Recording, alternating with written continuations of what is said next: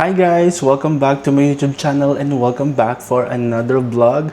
It's another day, it's another vlog na naman po tayo dito sa aming kitchen. So it's Tuesday morning guys and medyo mabigat yung pakiramdam ko. Meron akong flu, meron akong sipon and masakit yung ulo ko. I think it's because of the weather. Mainit pero malakas ang hangin. Kasi kaninang umaga, around 7 a.m., kanina nagdilig ako ng mga halaman sa labas. Mainit, tas mahangin, tas maalikabok. Although pagising ko pa lang talaga, masama na yung pakiramdam ko. So that's why today I'm craving for a arroz caldo. So magluluto tayo today ng chicken arroz caldo. Kasi I remember nung nasa Pilipinas pa ako nakatira, every time na hindi maganda yung pakiramdam ko, lugaw, goto, or arroz caldo talaga yung comfort food ko. Sa amin, talagang kapag kumain ako niyan, gagaan yung pakiramdam ko. Ewan ko, ako lang ba? Ako lang ba yung nakaka-feel ng ganito na kapag masama yung pakiramdam, is comfort food ko talaga is lugaw, goto, or chicken arroz caldo. So ngayon guys, ipapakita ko sa inyo ang ating mga ingredients na gagamitin sa ating chicken arroz caldo. So unang-una dito, meron tayo itong jasmine rice. So nasoko na ito kanina sa water. So 2 cups to ng jasmine rice. Gagamit din tayo ng fresh chicken. Ayan, nakat ko na siya into chunk. And of course, gagamit din po tayo ng maraming luya, bawang, sibuyas. Gagamit din po tayo ng onion leaves to garnishing. Kailangan din po natin ng chicken cubes and salt and pepper to taste. So guys, samahan niyo ako and mag-start na po tayo magluto ng chicken arroz caldo. Guys, mag-start na tayo magluto. So, ito, mainit na yung ating kaldero. So, now, maglagay na tayo ng olive oil. Konti lang.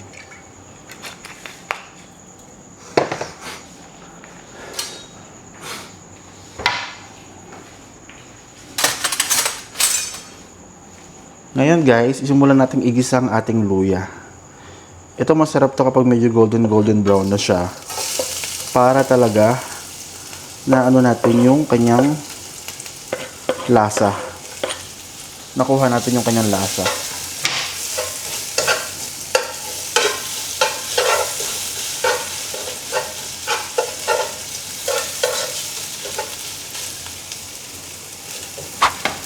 So guys, isunod na rin natin ang bawang.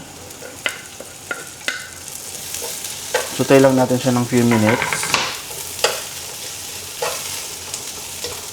And isunod na rin natin ng sibuyas. Ayan. So ngayon guys, isama na natin yung ating chicken.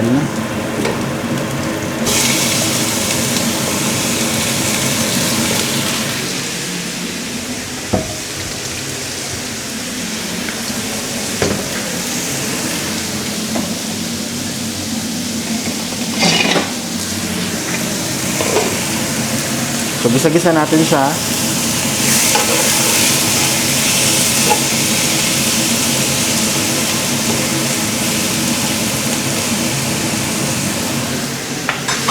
Guys, ngayon naman, ilagay na natin yung ating jasmine rice.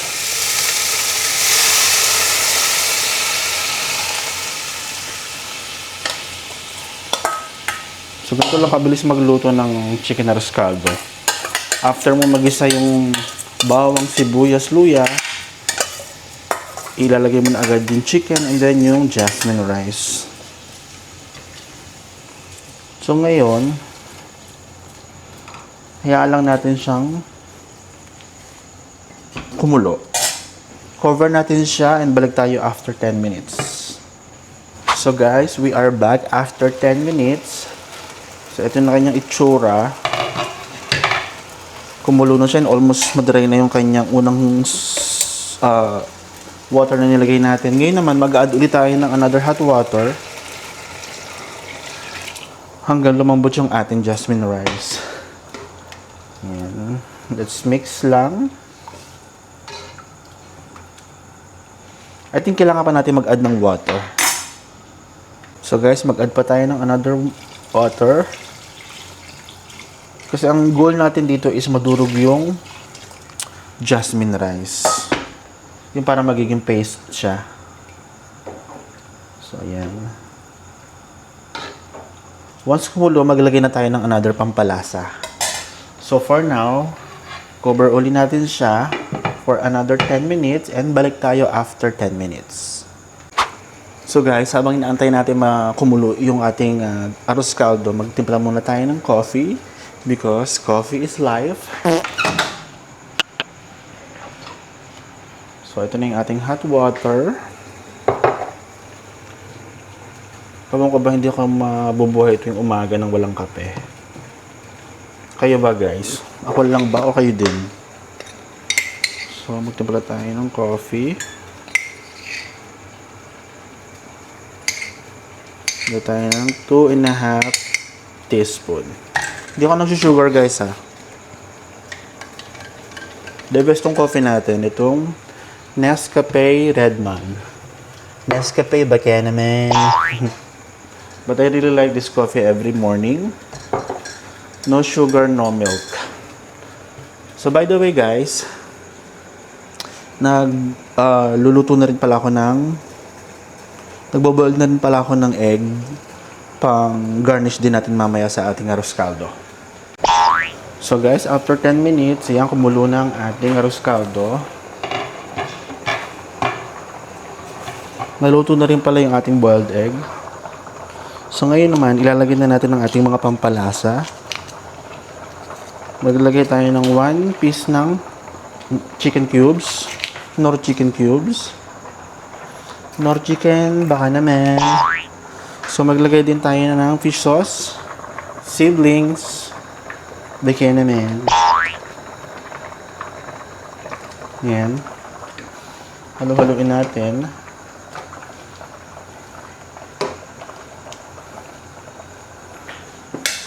Lagay rin tayo ng konting salt. And then, hayaan lang natin kumulo na kumulo hanggang ma-dissolve yung ating mga pampalasa.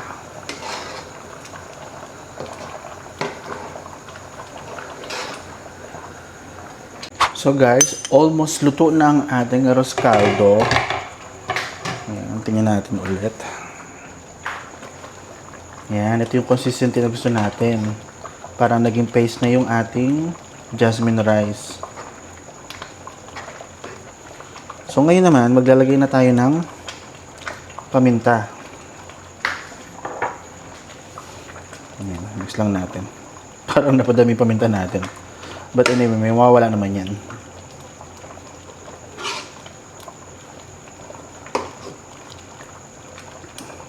Ayan. Then, maglagay din tayo ng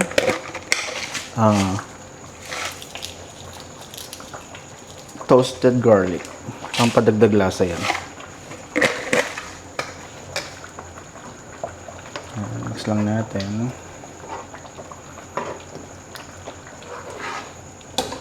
And maglagay na rin tayo ng chives or onion leaves para magkakulay yung ating arroz caldo. So ayan guys, luto na ang ating chicken arroz caldo. So samahan nyo ako, magpi-plating naman tayo para makakakain na tayo. So guys, ngayon kakain na tayo ng chicken arroz caldo. So kuha lang tayo ng konti. Yan. Ito na yung breakfast natin.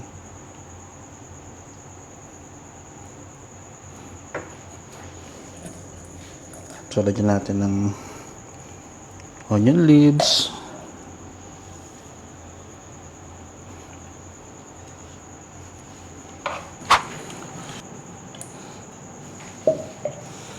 Lagyan natin ng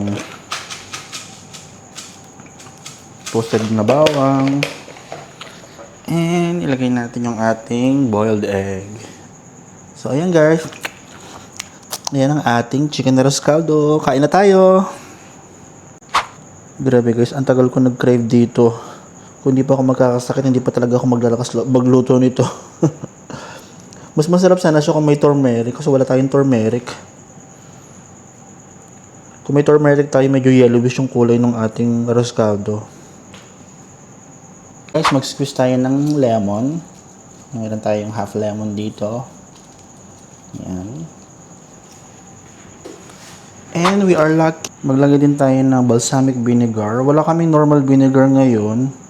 Kaya itong balsamic lang meron tayo. Ito na ang ating chicken arroz caldo. Kain na tayo guys. Please like, please share, please subscribe if you haven't yet. See you on my next vlog. Bye bye!